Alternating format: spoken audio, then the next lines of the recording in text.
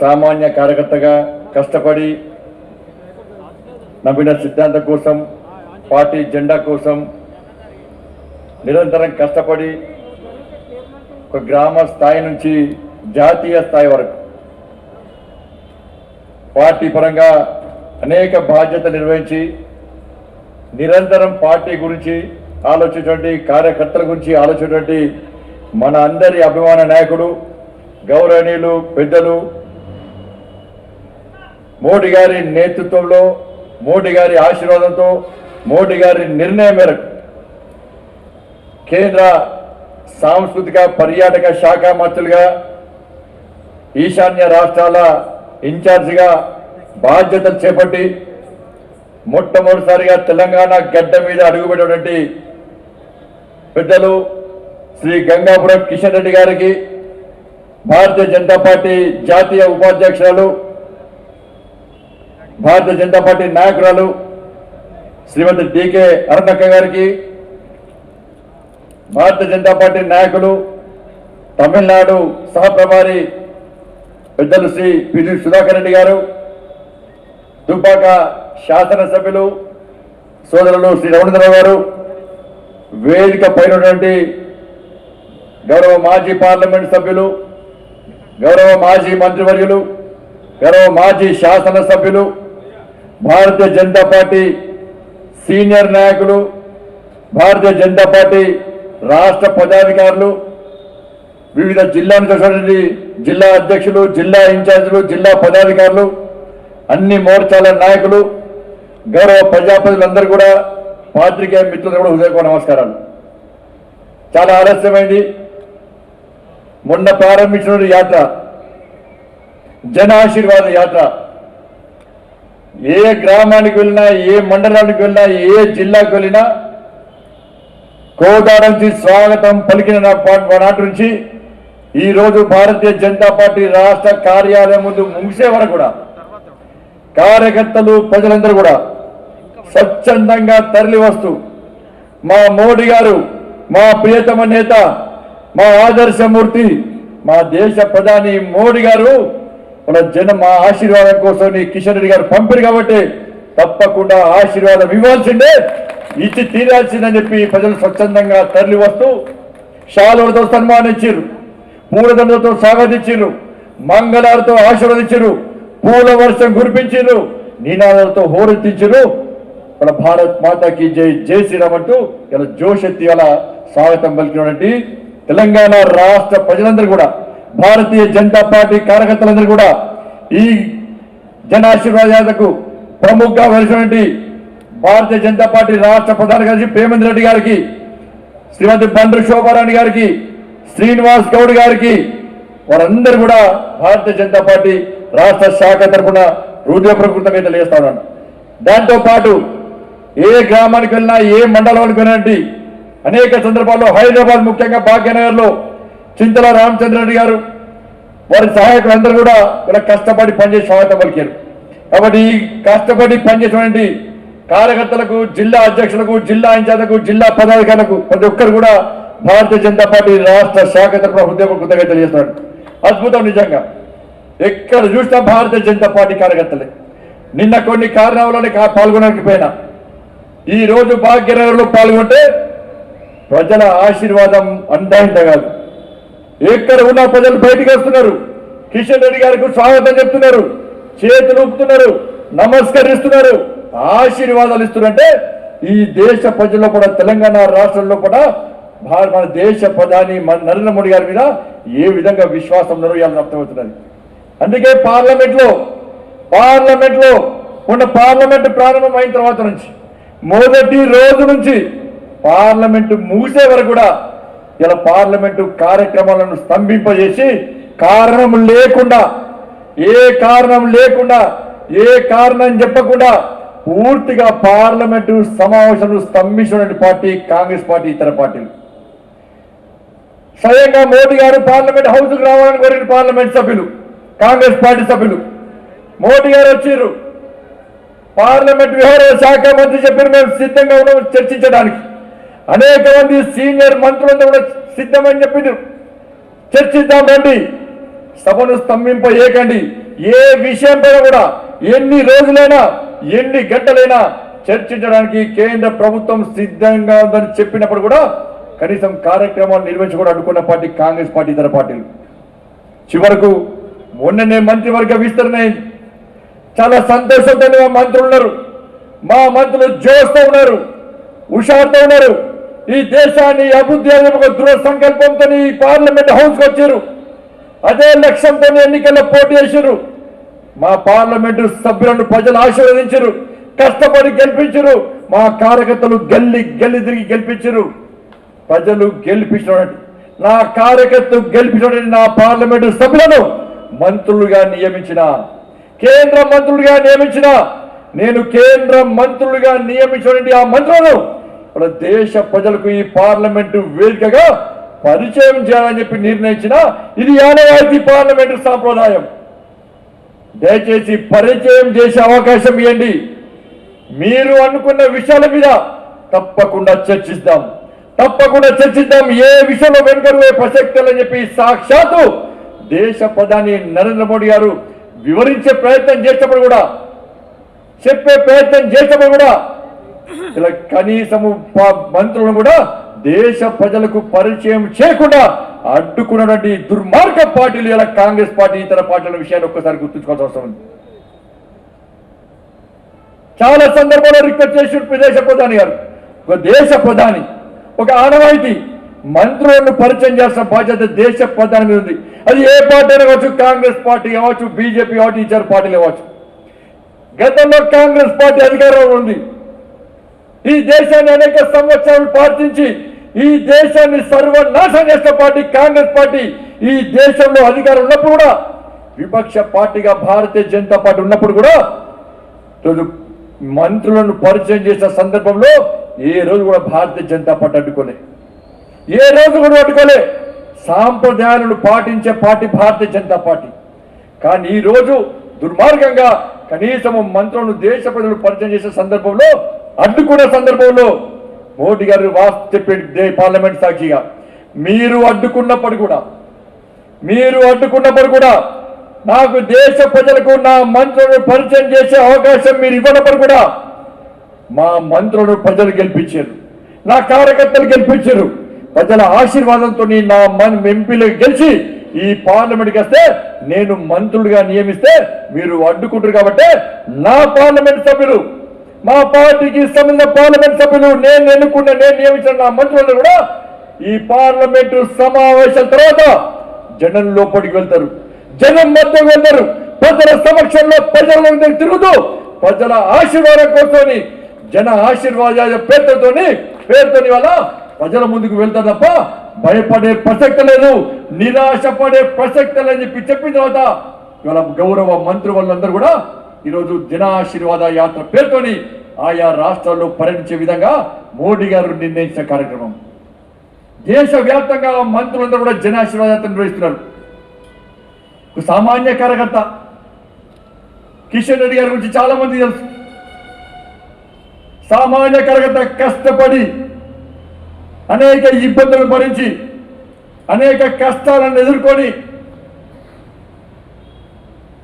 సామాన్య కార్యకర్త మన కేంద్ర కేబినెట్ స్థాయికి వచ్చినట్టే ఒక్కసారి మనందరం ఆలోచించుకోవాల్సి ఉంది. చాలా మంది చెప్తూ ఉంటారు కిషన్ రెడ్డి గారి గురించి. పార్టీ మొన్నొక నాయకుడు కలిసి నాకు కిషన్ రెడ్డి గారు నేను చాలా దగ్గర. నేను కిషన్ రెడ్డి గారికి సీనియర్ అండ్ కార్యకర్త. నేను కిషన్ రెడ్డి గారు పార్టీ కార్యాలయంలో ఉంటూ, భారతీయ జనతా పార్టీ రాష్ట్ర కార్యాలయంలో ఉంటూ చదువుకుంటూ వాళ్ళ పార్టీ కోసం పనిచేసాడు, పార్టీకి సేవ చేసిన వ్యక్తి. నేను ఆ పరిస్థితులు అనుకునేవాడిని, కిషన్ రెడ్డి గారిని లైన్ తీసుకునేవాడిని. నేను కిషన్ రెడ్డి గారిని పార్టీ కార్యాలయంలో ఉండి చదువుకుంటున్నాడు. నేను ఒక రాష్ట్ర నాయకుని, ఒక జిల్లా నాయకుని, కిషన్ రెడ్డి గారిని పట్టించుకోలేను నేను. కానీ ఈ రోజు చూస్తుంటే కిషన్ రెడ్డి గారు ఒక కేంద్ర కేబినెట్ స్థాయికి వచ్చిందంటే నేను పొరపాటు చేసిన. నేను కష్టపడి పనిచేయలే, ఇష్టపడి పనిచేయలే. కేవలం నేను నేరుగా నాయకుడిని కావాలనుకున్నా, నేను నేరుగా ఎమ్మెల్యే కావాలనుకున్నా, నేను జాతీయ స్థాయి నాయకుని వరకు ఎదగాలనుకున్నా తప్ప నిబద్ధతతో నిష్ఠతో కష్టపడి పార్టీకి పనిచేయాలనే విషయం ఈ రోజు నాకు అర్థమవుతుంది. కిషన్ రెడ్డి గారిని చూసిన తర్వాత నాకు అర్థమవుతుంది. కిషన్ రెడ్డి గారు పార్టీ కార్యాలయంలో ఉంటూ ఒక సామాన్య కార్యకర్తగా నిరంతరం పార్టీ కోసం పనిచేయడం వల్లనే కిషన్ రెడ్డి గారు కేబినెట్ మంత్రి అయినారు. నేను కష్టపడి పనిచేయలే, కేవలం నామమాత్రంగా పనిచేసిన, కేవలం నేరుగా నాయకుడిని కావాలనుకున్నా కాబట్టి నేను నాయకుడిని కాలేకపోయినా, మంత్రిని కాలేకపోయినా, ఎంపీని కాలేకపోయినా, కనీసము సర్పంచ్ కూడా కాలేకపోయినా అని చెప్పి ఆ నాయకుడు చెప్తే మోడీ గారు ఆలోచించాడు. అందుకే కార్యకర్తలను ఒక్కరు ఆలోచించండి. ఇది కేవలం భారతీయ జనతా పార్టీలో మాత్రమే సాధ్యం. చాలా సందర్భాల్లో కిషన్ రెడ్డి చెప్పేవారు, ఈ తెలంగాణ రాష్ట్రంలో ఉమ్మడి ఆంధ్రప్రదేశ్లో కిషన్ రెడ్డి గారు రారా పోరా అని చెప్పి ఆప్యాయతగా పిలిచేటువంటి దగ్గర వ్యక్తిని ఇవాళ నేను మాత్రమే, కేవలం నన్ను మాత్రమే ఉమ్మడి ఆంధ్రప్రదేశ్లో కూడా కిషన్ రెడ్డి గారు రారా సంజయ్, పోరా సంజయ్ అని పిలిచేటువంటి ఒక కార్యకర్త నేను మాత్రమే. చాలా సందర్భాలు కిషన్ రెడ్డి చెప్పేవారు, పార్టీ కోసం ఎందుకు పనిచేయాలి. రాష్ట్ర అధ్యక్షుడు అనేక సందర్భాల్లో మార్గదర్శనం చేసేవారు. చాలా మంది కార్యకర్తలు, జెండాను మోసిన కార్యకర్తలు, ఏ పార్టీకైనా కావచ్చు, ముఖ్యంగా భారతీయ జనతా పార్టీకి కార్యకర్తల బలమే పార్టీ గ్రూప్. అనేక మంది కార్యకర్తలు ఇవాళ నాయకులు ముఖ్యంగా భారతీయ జనతా పార్టీ, కార్యకర్తలు ముఖ్యం. వాళ్ళ వాల్ రైటింగ్ రాస్తారు చాలా మంది కార్యకర్తలు, జెండాలు కడతారు చౌరస్తాలో భారతీయ జనతా పార్టీ కార్యకర్తలు, వాళ్ళు పోస్టర్లు ఎత్తారు భారతీయ జనతా పార్టీ కార్యకర్తలు. వాళ్ళ జనాశీర్వాదం వస్తుంటే నేను రామచంద్ర వస్తుంటే నాకే ఆశ్చర్యం ఇచ్చింది. ఒక కార్యకర్త ఆయాసం వస్తున్నది, ఆవేశపడుతున్నాడు, ఉరికొస్తలేదు, నడువు వస్తలేదు, అయినప్పుడు కూడా కింద పడి మీద పడి కిషన్ రెడ్డి గారి మీద పూలు తల్లాలే ఇలా ఆ శాలువ కప్పని చెప్పి ఆతుతో ఉరికొచ్చి కింద పడత కూడా లేచి వచ్చి జెండా పట్టుకొని కిషన్ రెడ్డి గారికి శాలువ కప్పేవారు కూడా ఆ కార్యకర్త తిరిగిపోలే. వాళ్ళకు ఒక గుర్తొస్తే, నేను భారతీయ జనతా పార్టీ యువమోర్చా నగర ప్రధాన కార్యదర్శిగా ఉన్నా. విద్యాసాగర్ గారు ఎమ్మెల్యే అప్పుడు. ఇది నా గొప్పతనం, గొప్ప కోసం కార్యకర్తకు ఏ విధంగా ఇవాళ ఇంపార్టెన్స్ ఇస్తుందో, ఇలా మోడీ గారు ఏ విధంగా ఇంపార్టెన్స్ ఇచ్చారో చెప్పడానికి మాత్రమే ఉదాహరణ. అద్వానీ గారి యాత్ర కరీంనగర్లో ఉంది, అద్వానీ గారి బహిరంగ సభ కరీంనగర్లో ఉంది. యువమోర్చా పట్టణ ప్రధాన కార్యదర్శి నేను. రాత్రి అంతా జెండాలు కడుతున్నాం, బ్యానర్లు కట్టాం. ఉదయం 4 అవుతుంది, మార్నింగ్ 4 o'clock గెస్ట్ హౌస్ చౌరస్తాలో జెండాలు కడుతున్నా. హైదరాబాద్ నుంచి విద్యాసాగర్ గారు కరీంనగర్కి వచ్చి 4 గంటల సమయంలో కార్యకర్తలు జెండా కడుతుంటే కారు ఆపారు. ఏం సంజయ్ ఏం చేస్తున్నారు అన్నాడు. సార్ జెండాలు కడుతున్నాం సార్ అన్నాడు. రాత్రి నిద్ర పోలేదు అన్నారు. నిద్ర పోయేటోడు భారతీయ జనతా పార్టీ కార్యకర్త కాదు సార్, మేము పనిచేయడానికి ఉన్నామని చెప్పినాము. నెక్స్ట్ డే అద్వానీ గారి బహిరంగ సభలో నాతో పాటు అక్కడ కష్టపడి పనిచేసేటువంటి అనేక మంది కార్యకర్తలను బహిరంగ సభ వేదిక మీద తీసుకుపోయి అద్వానీ గారికి పరిచయం చేసిన తర్వాత ఆ రోజు నుంచి ఈ రోజు వరకు కూడా ఆ వేదిక ఉన్న ప్రతి కార్యకర్త ఏదో రకంగా పార్టీ కోసం పనిచేస్తా ఉన్నాడు.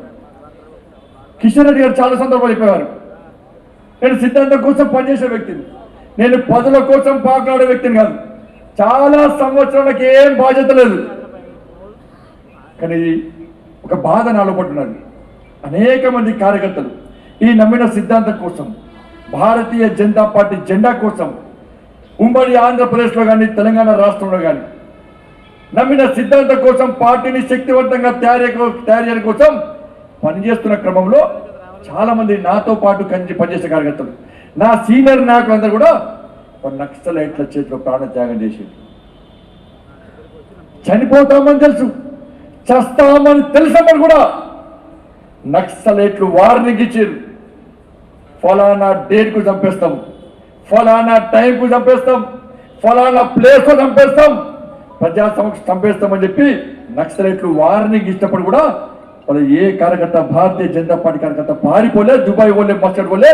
సిద్ధాంతం కోసం వాళ్ళ నక్సలైట్లు బాడీలో బుల్లెట్ దింపించినప్పుడు కూడా వెనుకడు ఏక భారత్ మాతాకి జై, వందే మాతరం అంటూ ప్రాణ త్యాగం చేసినటువంటి ఆ కార్యకర్తల త్యాగాలు నా కళ్ళలో కనబడుతున్నాయి. కాబట్టి ఆ కార్యకర్తలు పార్టీ కోసం ప్రాణత్యాగం చేసిన కాబట్టి, ఆ పార్టీ నాయకులు ప్రాణత్యాగం చేసినటువంటి ఆ కార్యకర్తలు మనకు ఒక బాధ్యత అప్పచెప్పారు. తెలంగాణ రాష్ట్రంలో కానీ ఉమ్మడి ఆంధ్రప్రదేశ్లో కానీ పార్టీని ఇంకా శక్తివంతంగా తయారు చెప్పి ఒక బాధ్యత అప్పచెప్పినటువంటి వాళ్ళ త్యాగాల కోసం నేను కష్టపడి పనిచేస్తానని చెప్పి అనేక సందర్భాల్లో ఆ రోజుల్లో కిషన్ రెడ్డి గారు మాకు చెప్పిన తర్వాత అదే విషయాలు నేను ప్రతిసారి చెప్తా ఉంటాను. నేను అటువంటి కమిట్మెంట్తో అటువంటి నిబద్ధతతో పార్టీ కోసం పనిచేసినటువంటి వ్యక్తి కిషన్ రెడ్డి గారు. వాళ్ళ కేంద్ర హోంశాఖ సహాయ మంత్రిగా ఉండే, కేంద్ర హోంశాఖ సహాయ మంత్రిగా ఉన్నప్పుడు చాలా సందర్భాలు అన్నా, మొన్న కూడా అన్న క్యాబినెట్ మంత్రి ఇవ్వాలని చెప్పి మేము నడ్డా గారికి కలుస్తాం, క్యాబినెట్ హోదా ఇవ్వని చెప్పి అమిత్ షా గారికి కలుస్తామంటే పిలిచి ఎట్టి పరిస్థితుల్లో నాకు వద్దు, క్యాబినెట్ మంత్రి వద్దు.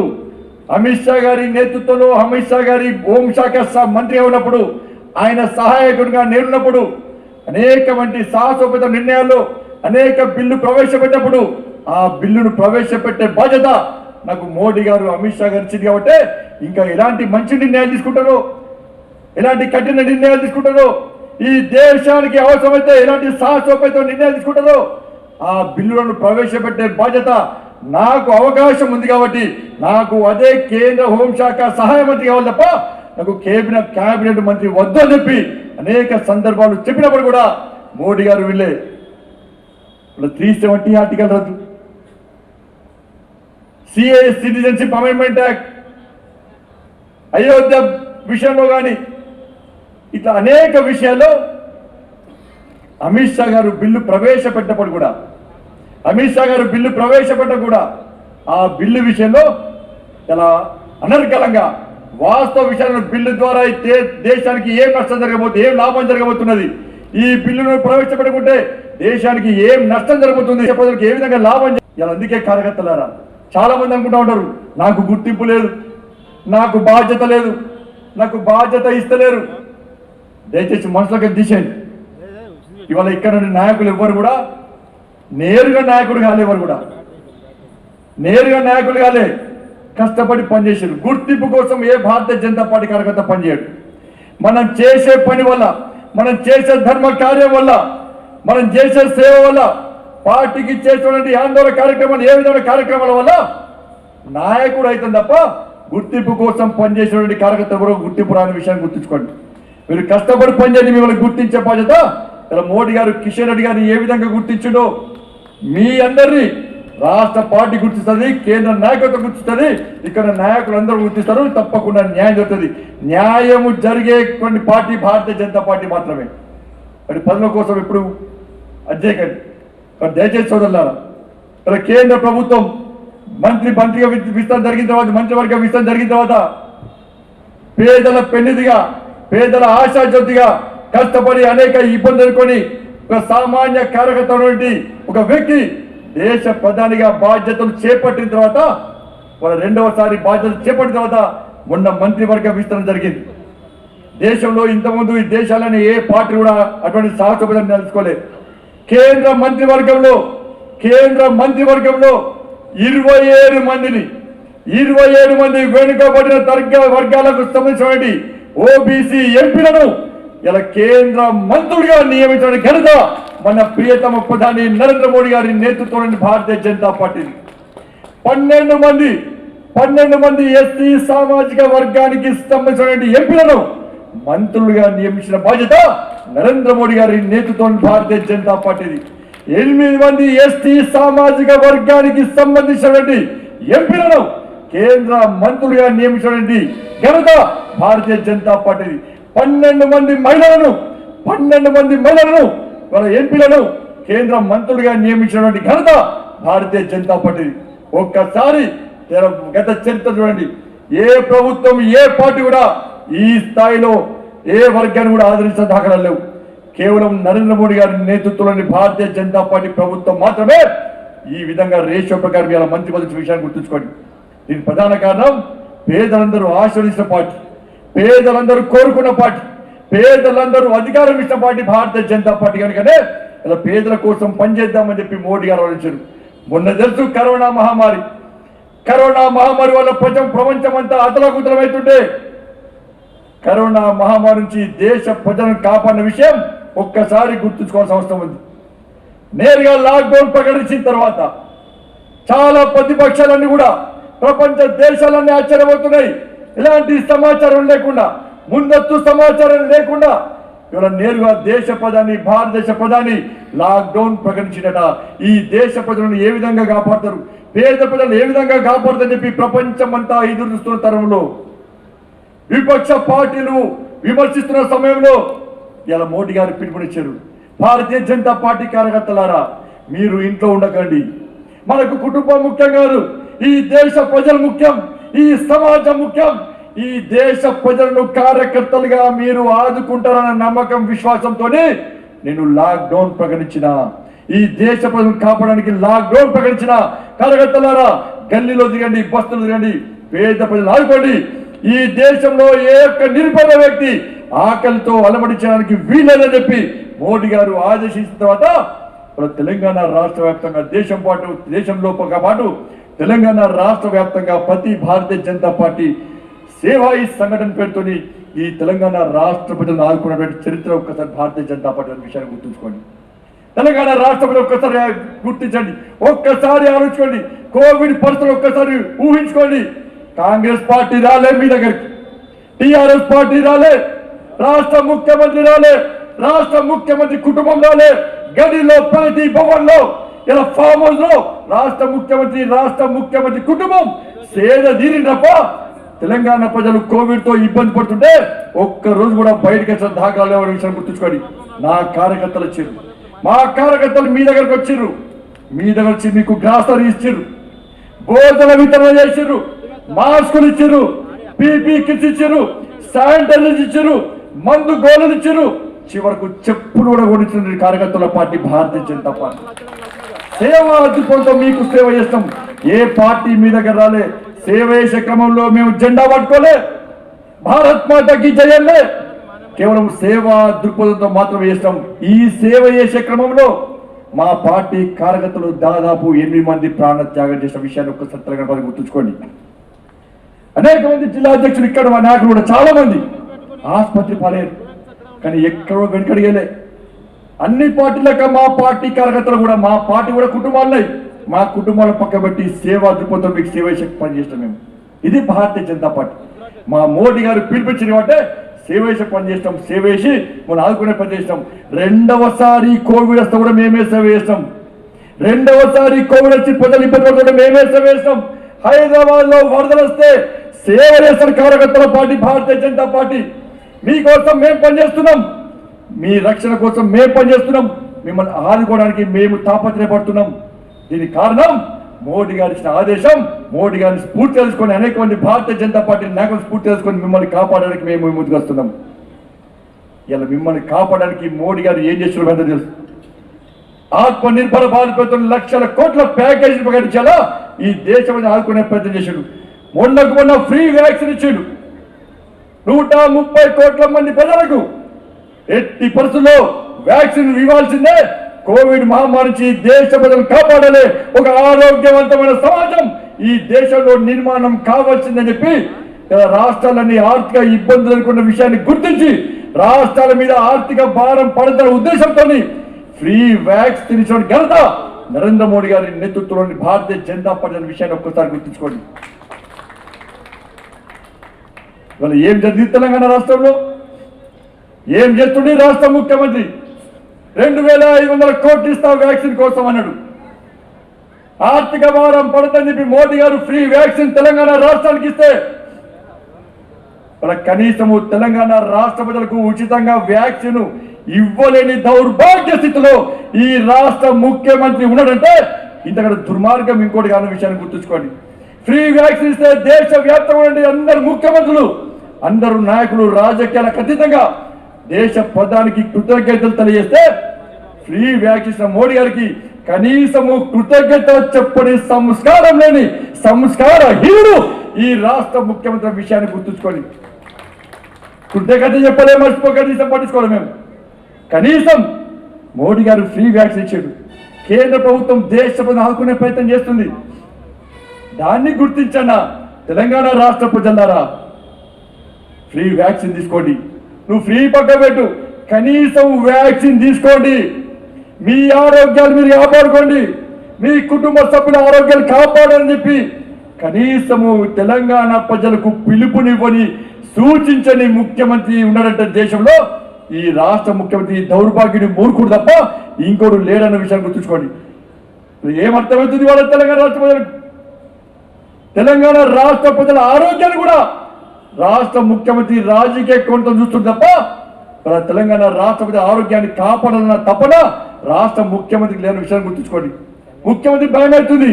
వ్యాక్సిన్ అంటే మోడీ, మోడీ అంటే వ్యాక్సిన్, వ్యాక్సిన్ అంటే మోడీ, మోడీ అంటే వ్యాక్సిన్ అని చెప్పి ప్రతి పేద ప్రజల్లో కూడా నాటకపోయింది. కాబట్టి వ్యాక్సిన్ రాజకీయ కోణంతో రాష్ట్ర ముఖ్యమంత్రి చూస్తున్నాడు. గతంలో చూస్తాం మనం, ఏ ఆపద వచ్చినా, ఏ కష్టం వచ్చినా, ఏ వ్యాధులు వచ్చినా కూడా ఇతర దేశాలు ఏ వ్యాక్సిన్స్ ఇస్తాయో, ఏ మెడిసిన్స్ ఇస్తాయో చెప్పి ఎదురు చూసేవాళ్ళం.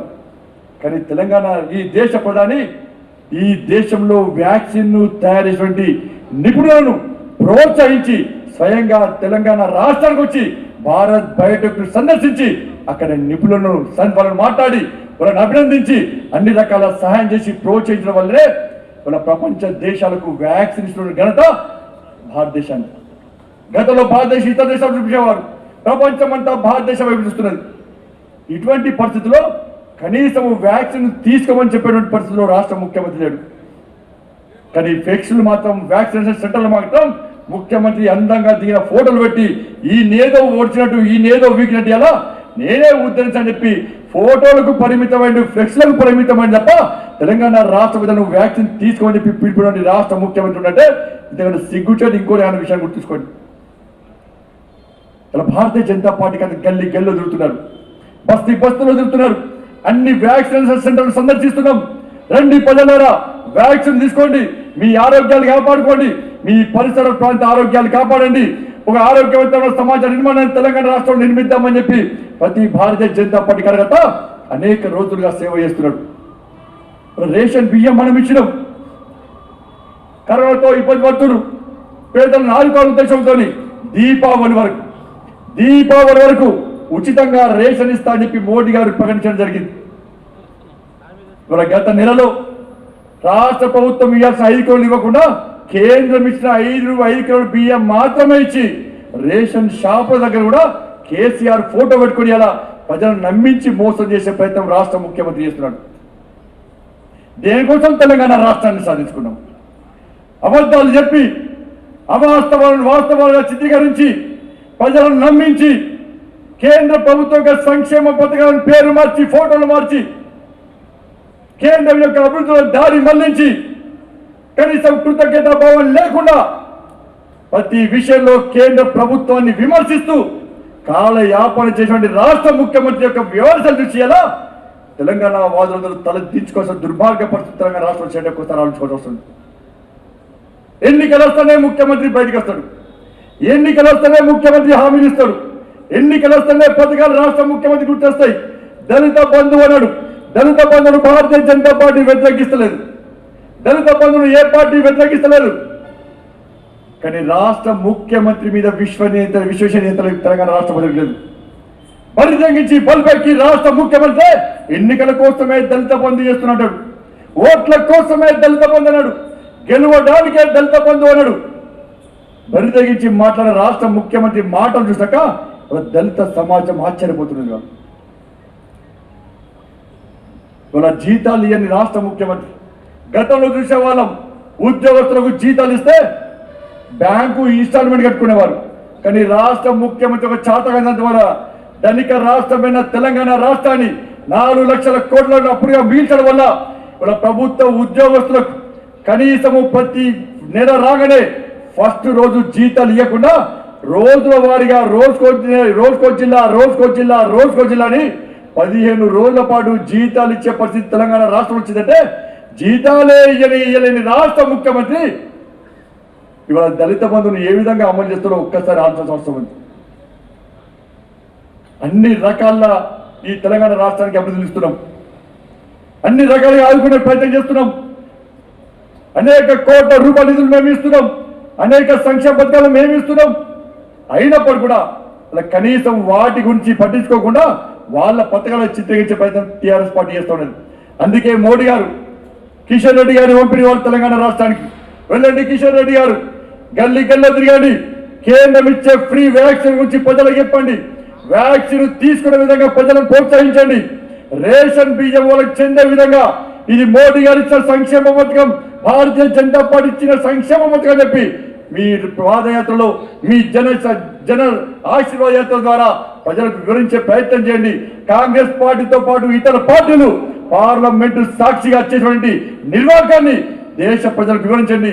మీ తెలంగాణ ప్రజలకు వివరించని చెప్పిన తర్వాతనే ఇలా కిషన్ రెడ్డి గారు మొన్న తెలంగాణ రాష్ట్రంలో అడుగుపెట్టిన తర్వాత మొన్నటి నుంచి ఇప్పుడు కూడా ఈ జనాశీర్వాద యాత్ర కొనసాగుతున్నది. బ్రహ్మాండంగా ప్రజలు స్వతంత్రంగా తరలిచ్చారు. టీఆర్ఎస్ పార్టీకి భయం స్టార్ట్ అయింది. అనేక ప్రాంతాల్లో అడ్డుకునే ప్రయత్నం చేసింది. కనీసం పట్టించుకున్న పాపాన పోలే. అయినప్పుడు కూడా కార్యకర్తలే కష్టపడి పనిచేసారు. కార్యకర్తలు ఇష్టపడి పనిచేసాడు. మా అభిమాన నాయకుడు, మా అందరి నాయకుడు, కేబినెట్ మంత్రిగా మొట్టమొదటిసారి తెలంగాణ రాష్ట్రంలో అడుగుపెడుతున్న సందర్భంలో తప్పకుండా నేనే వెళ్ళి స్వాగతం పలకాలి. నేనే కిషన్ రెడ్డి గారు స్వయంగా గెలవాలి. నేనే స్వయంగా కిషన్ రెడ్డి గారు అభినందన చెప్పాలని చెప్పి అనేక మంది వేలాది మంది కార్యకర్తలు స్వచ్ఛందంగా తెల్లచోటి సన్నివేశం చూస్తేనే నిజంగా చాలా అద్భుతమైంది. కాబట్టి కార్యకర్తలారా, ఈ తెలంగాణ రాష్ట్రంలో ఒక లక్ష్యం కోసం పనిచేస్తున్నాం. మనం ఒక ఆశయం కోసం పనిచేస్తున్నాం. 2023లో తెలంగాణ రాష్ట్రంలో భారతీయ జనతా పార్టీని అధికారంలోకి తీసుకురావడం లక్ష్యంగా పనిచేస్తున్నాం. మనం అధికారం కోసం భారతీయ జనతా పార్టీ అధికారం కోసమే పనిచేస్తున్నారు. ఈ తెలంగాణ రాష్ట్రంలో మూర్ఖత్వ పాలన కొనసాగుతుంది కాబట్టి, అవినీతి పాలన కొనసాగుతుంది కాబట్టి, ఒక కుటుంబ పాలన కొనసాగుతుంది కాబట్టి, ఒక దుర్మార్గ పాలన కొనసాగుతుంది కాబట్టి, ఒక నిజాం పాలన కొనసాగుతుంది కాబట్టి ఆ పాలనకు వ్యతిరేకంగా ప్రజలను చైతన్యం చేసి ప్రజలను కాపాడడం కోసం, ప్రజల్లో కూడా భరోసా నింపడం కోసం ఈరోజు ప్రతి భారతీయ జనతా పార్టీ కార్యకర్త కష్టపడి పనిచేయాల్సిన అవసరం ఉంది. మీకు న్యాయం చేసేటువంటి ఆలోచన భారతీయ జనతా పార్టీగా రాష్ట్ర అధ్యక్షుడిగా నేను ఆలోచిస్తా. మీ గురించి నేను ఆలోచిస్తా. ప్రతి కార్యకర్తకు తెలంగాణ రాష్ట్రంలో న్యాయం జరగాలంటే, ఈ తెలంగాణ రాష్ట్రంలో పేదలకు న్యాయం జరగాలంటే ఎట్టి ఫస్ట్ 2023లో అనుకున్న లక్ష్యాన్ని చేరుకునే విధంగా ప్రతి కార్యకర్త కష్టపడి పనిచేయాల్సిందిగా మీ అందరికీ విజ్ఞప్తి చేస్తూ 3 రోజులుగా కష్టపడి పనిచేసినటువంటి కార్యకర్తలకు, నాయకులకు, స్వచ్ఛందంగా తరలినటువంటి తెలంగాణ రాష్ట్ర ప్రజలందరూ కూడా భారతీయ జనతా పార్టీ రాష్ట్ర శాఖ తరఫున హృదయపూర్వక కృతజ్ఞత తెలియజేస్తూ మరొకసారి మా నాయకుడు తెలంగాణ బిడ్డ కిషన్ రెడ్డి గారిని కేంద్ర మంత్రిగా నియమించినటువంటి మన ప్రియతమ ప్రధాని శ్రీ నరేంద్ర మోడీ గారికి, కేంద్ర నాయకత్వానికి తెలంగాణ రాష్ట్ర ప్రజల తరఫున, తెలంగాణ రాష్ట్ర భారతీయ జనతా పార్టీ తరఫున వినమ్ర పూర్వక కృతజ్ఞతలు తెలియజేస్తూ ముగిస్తున్నాను. భారత్ మాతా కీ జై.